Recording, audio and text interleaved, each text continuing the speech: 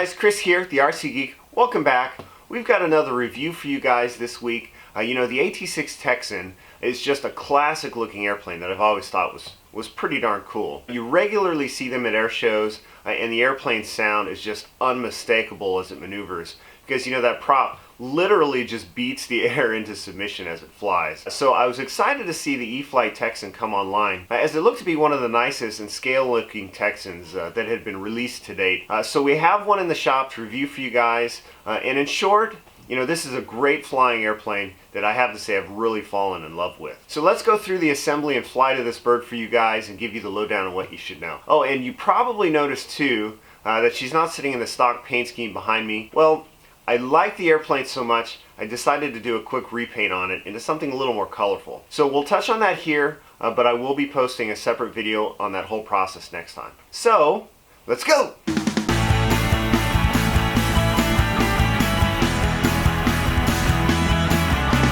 Opening the box, I found the T6 was nicely packaged. It comes in a large, long box because that wing is a single piece in there, and that's pretty sweet actually. It's kind of funny how short the fuselage is compared to the wingspan. What you end up with, because of that single piece wing, is an extremely simplified assembly that basically requires attaching the stabilizers with a couple screws and then attaching the wing.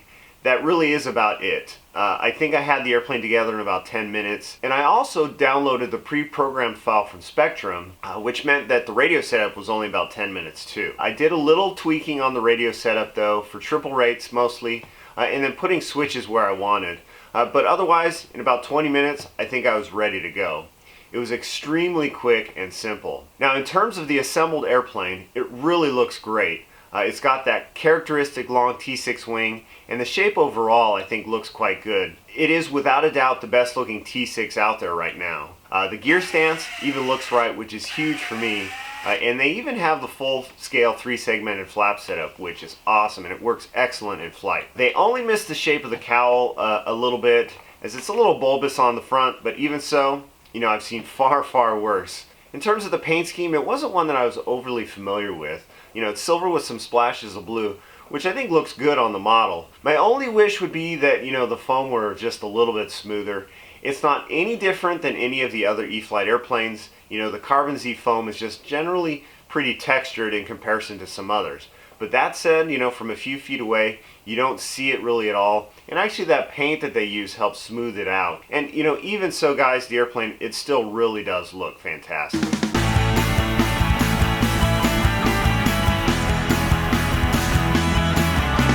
Now in setting up the airplane, this was the bind and fly version of the T6.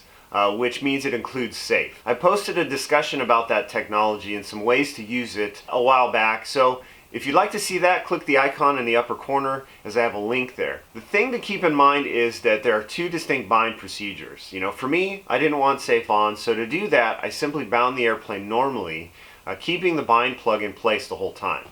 Now if you want the safe select on, then you start the bind procedure normally, but prior to selecting bind on the transmitter, you remove the bind plug from the receiver. Then once powered on, the airplane will give an indication of the mode it's in during initialization by cycling the surfaces either once for safe select off or twice for safe select on. Again, I have lots more information on this in a previous video, so be sure to check that out if you need. Now on the control surface setup, Horizon's control recommendations are usually pretty good. I actually started with the downloadable file that they have on the Spectrum website for this airplane, and then I tweaked the settings a little bit. I set up triple rates, I moved the flap switch around, and also give myself more max flap deflection. Ultimately, through flying the airplane, I found that the max rates felt pretty good for my flying style. So here's what I'm using for the control throws. For elevator, 5/8 inch up and down with 20% expo. For aileron, it's 1/2 inch up and down with 20% expo. And then for rudder, I'm at 1 inch left to right with about 25% expo to desensitize the steering. Now for flaps, I'm at about 3/8 to 1/2 at the mid setting, and then at 1 1/4 inch at the full setting. And I have about a 4% down elevator mix, which is really only about 1/16 of an inch in physical elevator deflection. It's really small. Now the CG location recommended in the manual is 92 to 98 millimeters as measured from the wing leading edge root right at that junction of the forward wing fairing aft. The CG felt great in this range, and so that's where I stayed with it. With the repainted airplane, I have the 35C 2200 milliamp hour pack pushed all the way forward in the battery area, and that CG's perfectly.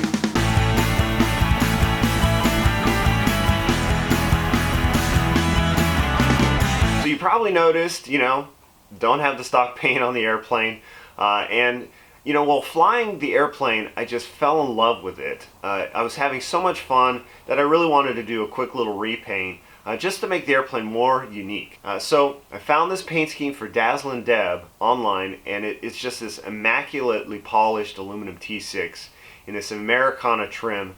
And so that's what I went for. Unfortunately, I forgot to weigh the airplane before the repaint, but with that said, I would guess that the paint only added a couple ounces at most. It sits right now at 57 ounces without the battery. I will be doing a separate video on the paint job, but in short, I simply painted directly over the existing paint without any specific paint prep. I didn't want to add too much weight, and honestly, I didn't want to go to the extent of work that I've gone on some of the other projects that we've done. So it was literally a quick and dirty Rust-Oleum spray can paint job. The first thing was pulling the stickers off, which of course lifted the paint.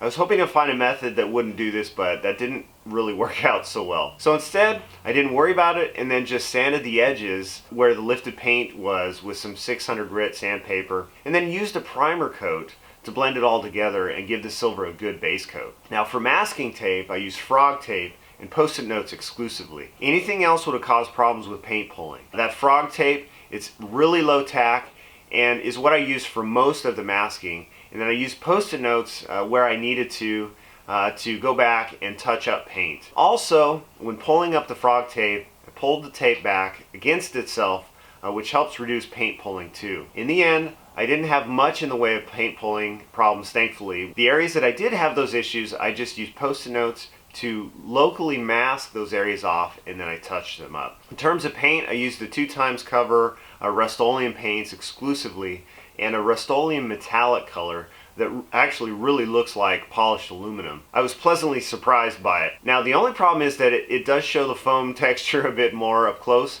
but from a few feet away you don't notice it at all. Now the graphics were done, Cali Graphics, and she really did a fantastic job. The airplane really pops now with the new paint job, and I absolutely love it. And it really didn't take that long to do. I got it done over the course of a long weekend, just working off and on.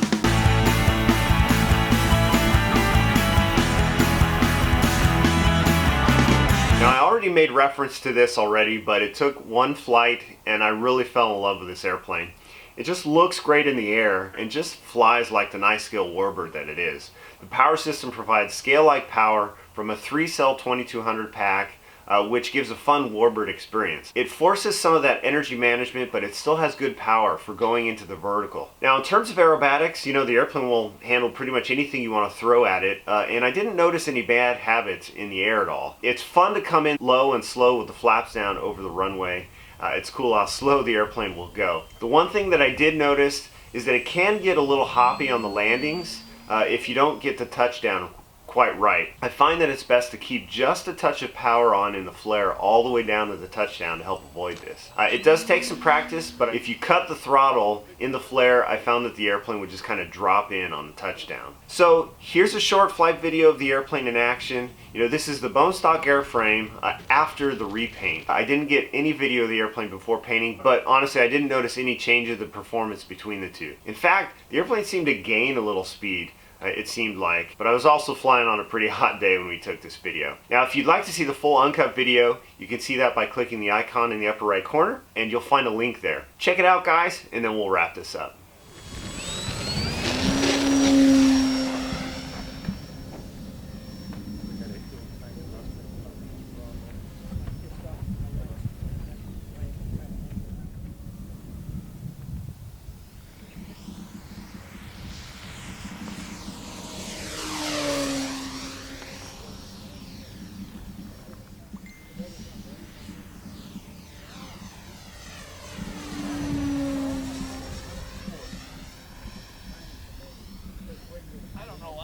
I used to, I can't remember all that stuff.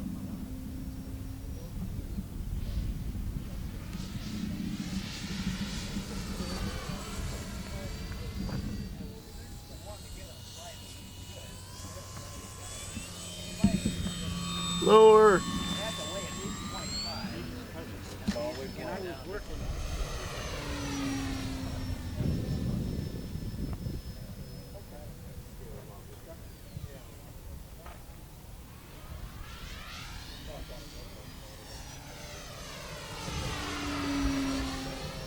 As you're moving stuff around, whatever. That was a crosswind.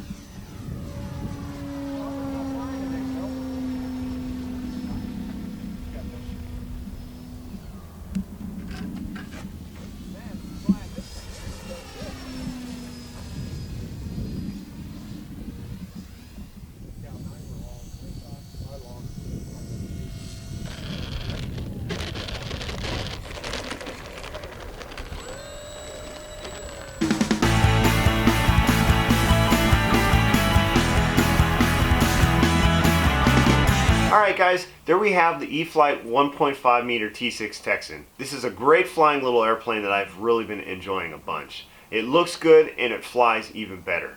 And it's something that, really lends itself well to a repaint. So don't be afraid to give it a shot if that's something you want to do. So if you're looking for a different warbird experience and you like the looks of the T-6, then I think you'll enjoy this one. So that's it for this video. Thanks so much for watching. I hope you found this review helpful. As always, I have a full article on my blog, thercgeek.com, with links to everything. So be sure to subscribe, and if you'd like to see some of the other reviews that we've done, you can see those here, or if you'd like to see some of the amazing scale action from my trip out to Top Gun, you can see that down here.